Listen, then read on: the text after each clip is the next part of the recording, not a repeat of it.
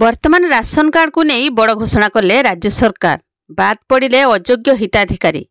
तेरे समस्त अयोग्य हिताधिकारी जो माने राशन पाउथिले सेमानकर राशन कार्ड काटिले राज्य सरकार।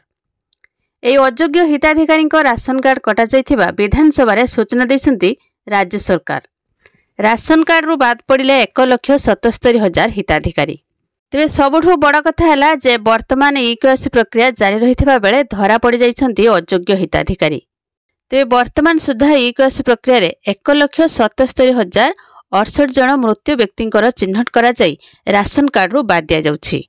मोट 3,36,35,318 हिताधिकारी मध्यरु आज सुधा 2,69,23,830 जनकर ई-केवाईसी सरिछि। तेबे मंत्री कहिसंती जे खाली स्थान रे नुआ हिताधिकारी को कार्ड बंटन करा जिवो।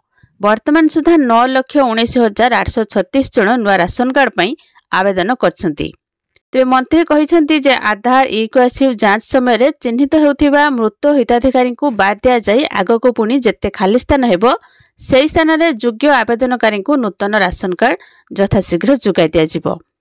राज्य रे नूतन राशन कार्ड निमंते 6,19,836 आवेदन पत्र हस्तगत होइथिबा गृह रे मंत्री कहिसंती। तेबे सबुठु बड़ कथा हैला जे जनवरी मासरे मिलिबो नुआ राशन कार्ड। विधानसभा रे शीतकालीन अधिवेशन जारी रहिथिबा बेले राशन कार्ड प्रसंग उठिथिला जहाँकि जहार उत्तर रखिछंती खाद्य जोगाण और खाउटी कल्याण मंत्री कृष्णचंद्र पात्र। तेबे नुआ तालिका रे समस्त योग्य हिताधिकारी सामिल हेबे। एमानकु शीघ्र राशन जिनस जुगाई दिया जिवो।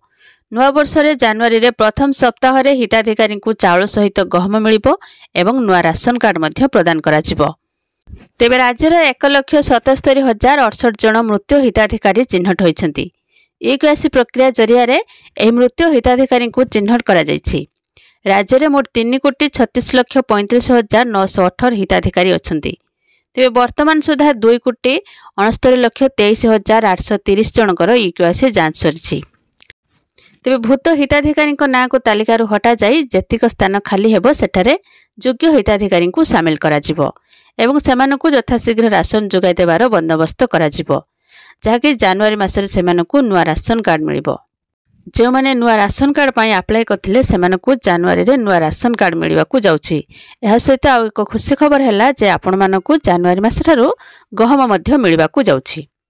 आ आपण माने राशन कार्ड केवाईसी करछन्ते कि नाही कमेंट रे जणैबे। वीडियो को लाइक करिवे।